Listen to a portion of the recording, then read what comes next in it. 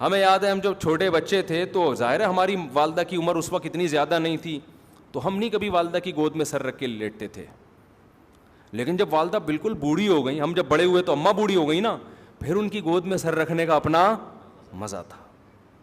جتنی بوڑھی ہوتی جا رہی تھیں اتنی ہمارے لیے ان میں اٹریکشن بڑھتی جا رہی تھی. دادا دادی نانا نانی کا بھی ایسا ہی ہے.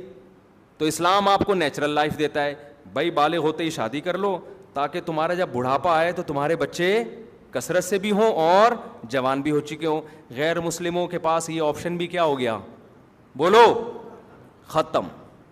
لائف کو انجوائے کرو, گرل فرینڈ بوائے فرینڈ, یہ وہ تھوڑا سا ٹیکنیکل قسم کا سیٹ اپ. وہ سالہ تو نے اپنے تجھے نہ بیوی کی محبت ملے گی نہ عورت کی طرف سے شوہر کی. اور پھر ظاہر ہے جب گرل فرینڈ بوائے فرینڈ کا کلچر عام ہو جائے گا تو آپ جب بیگم لے کر آئیں گے ایک تو اس پہ 10 قسم کے شبہات ہوں گے. پتہ نہیں موبائل مجھے دیکھ کے یوں کیوں کیا تھا اس نے, یہ ہوتا ہے نا. کیونکہ عورت کو بھی پتہ ہے میرا میاں جب فون پہ بات کرتا ہے تو کیا کر لیتا ہے. مجھے دیکھتے ہی ایک خاتون نے مجھے بتایا میرے میاں ایسے فون پہ لگاؤ گے, جیسے ہی میں آتی ہوں نا تو ایک دم نا تھوڑا سا یوں ہو جاتا ہے. تو اب اس کو وسوسے آنا شروع. دینداروں میں یہ چیز نہیں ہے. لڑکی باپ کے گھر سے زندگی میں پہلا مرد آیا, اس کی زندگی میں وہ وفا کرتی ہے, اس نے مرد دیکھے نہیں ہیں, اس میں حیا ہوتی ہے, وحشت ہوتی ہے اس کو دوسرے مردوں سے. مرد اپنی نگاہیں جھکا کے زندگی گزاری, اس کی زندگی میں جو عورت آئی وہ اس کی بیوی بن کے, اس کو پتہ ہے یار یہ حلال ہے. جب حلال میں اس کی تسکین ہو گئی, گند میں منہ مارنے کا اس کا دل, بولو, نہیں کرے گا, منہ مارنے کا دل نہیں کرے گا. تو میاں بیوی کو پہلے دیکھو نا کیسے ہوتا تھا. شوہر 2 سال گھر سے باہر رہتا تھا, عورت کو یہ اطمینان ہوتا تھا کہ اس کی توجہ میرے علاوہ کہیں بھی نہیں ہوگی, اطمینان سے زندگی گزارتی تھی.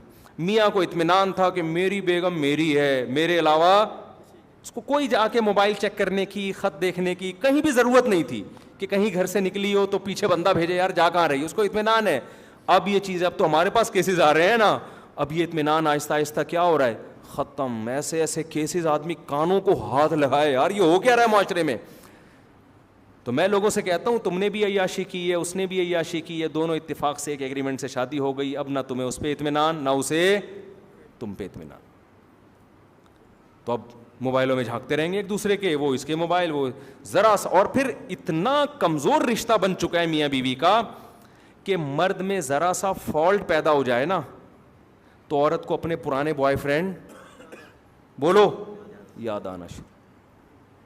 تھوڑا سا آڑا ترچا ہو گیا آدمی, کمر جھک گئی ہے, کوئی ڈاکٹروں نے کہہ دیا آپ کے جگر میں تھوڑا سا مسئلہ ہے, اور کہ بھائی اس کے ساتھ تو لائف میری, یا مالی لحاظ سے کمزور ہو گئے. سب سے بڑا ایشو تو یہ آتا ہے جب شادی ہوئی پیسہ تھا, اب کیا ہو گئے, کمزور. تو اب چونکہ اس کے پرانے بھی سلام دعا بہت رہی ہے تو اس کو یاد آتا ہے اچھا بھلا میرے لیے وہ فلاں رشتہ آیا تھا, میں وہاں کر لیتی, میں وہاں کر لیتی, اس نے تو میری 1 سال ہماری فون پہ چیٹنگ بھی چلی ہے, گپ شپ بھی چلی ہے.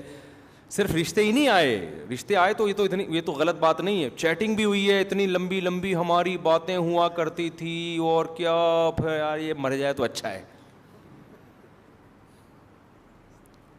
تو اس کا نتیجہ کیا نکلے گا, دونوں کی جو ایک سکون اللہ نے دیا ہے نا, جو ہماری فیملی سسٹم میں ہوا کرتا تھا, یہ میرے ابا, یہ میری اماں, یہ میں, یہ میری وائف, یہ میرے بچے, ہم, یہ ہمارا خاندان, بڑا سا خاندان, خوشیاں آسان, وہ خاندان سمٹ کے, ٹھیک ہے نا, ایک آدھ داماد ایک آدھ کہیں سے بہو, بس یہ ختم, ٹوٹل ریلیشن ہی ختم آپس میں.